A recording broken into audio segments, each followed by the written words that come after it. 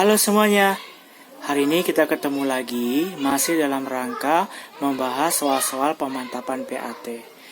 Untuk video yang ketiga ini, kita akan membahas soal-soal yang berkaitan dengan sistem peredaran darah. Semoga setelah kalian menyimak pembahasannya, kalian bisa lebih paham dan ketika PAT nanti kalian bisa menjawab soal dengan baik. Oke, tetap semangat ya.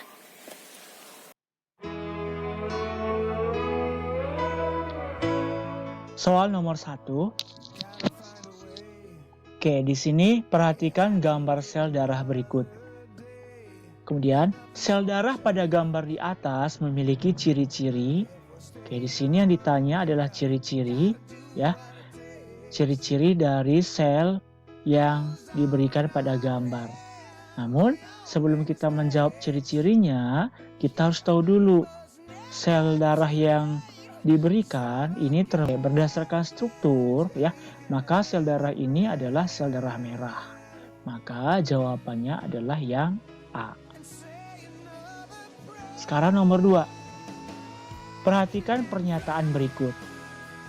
Ya, ini adalah ciri-ciri pembuluh darah.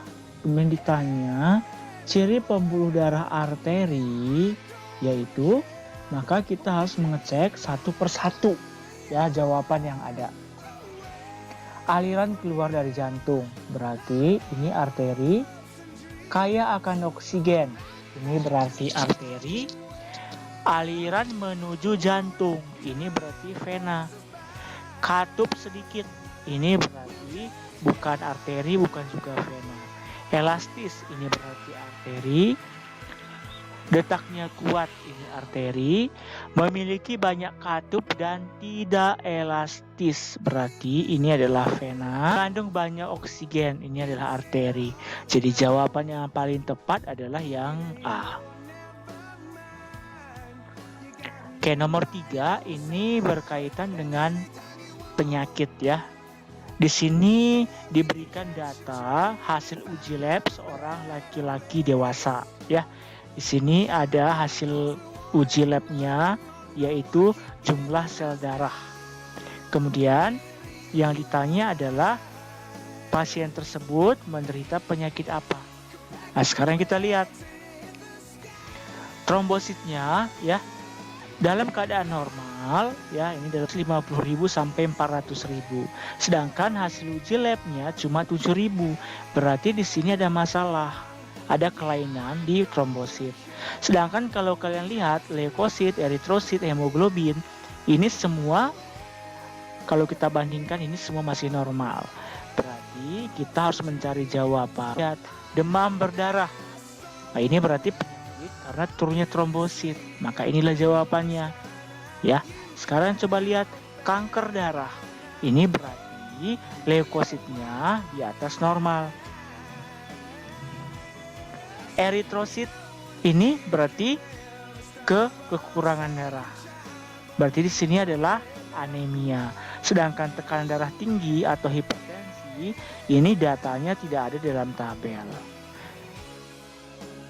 Oke, sekarang nomor 4. Perhatikan diagram sistem peredaran darah pada manusia berikut.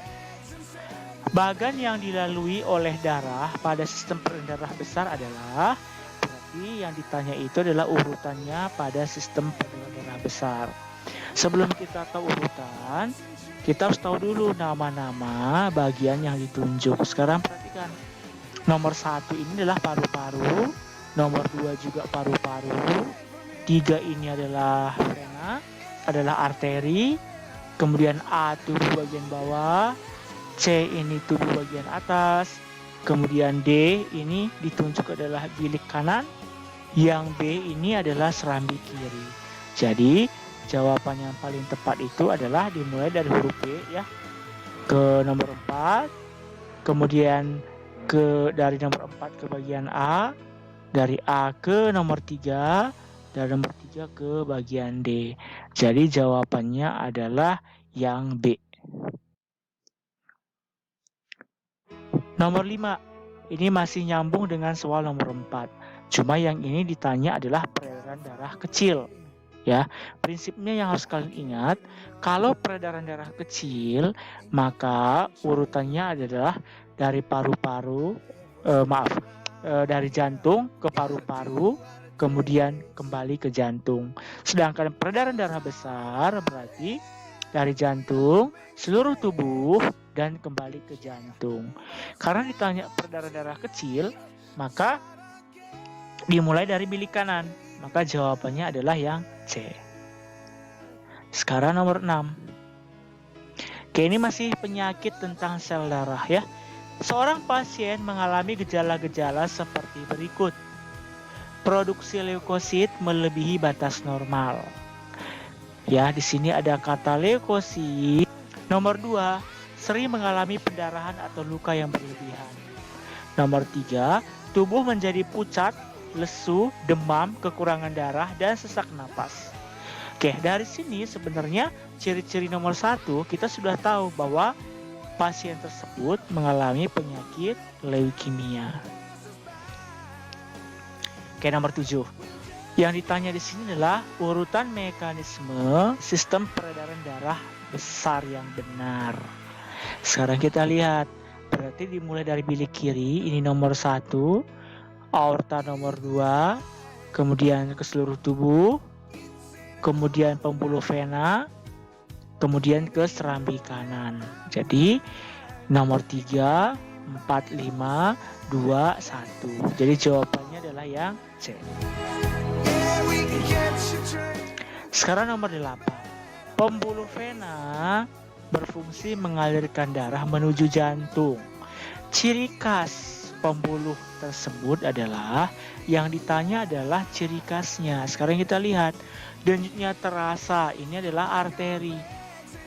Aliran darah di dalamnya cepat, ini adalah arteri juga. Dinding pembuluhnya tebal dan elastis, ini adalah arteri. Mempunyai katup di sepanjang pembuluh darah, ini benar ya. Jadi jawabannya adalah D. Nomor 9, perhatikan ciri-ciri pembuluh darah berikut. Ini adalah ciri-ciri pembuluh darah. Yang ditanya di sini adalah pembuluh darah yang mengangkut darah keluar dari jantung, ya, keluar dari jantung. Berarti yang ditanya ini adalah pembuluh darah arteri. Harus mencari ya ciri-ciri pembuluh darah arteri. Sekarang kita lihat, denyut terasa, benar, arteri. Dinding pembuluh tipis dan tidak elastis, ini berarti vena. Aliran darah cepat, ini arteri. Denyut terasa, ini arteri. Letaknya dekat permukaan kulit, ini vena. Memiliki katup di sepanjang pembuluh darah, ini adalah vena. Jadi yang benar adalah 1, 3, dan 4. Jadi jawabannya adalah B. Nomor terakhir, di sini ditanya urutan peredaran darah besar ya.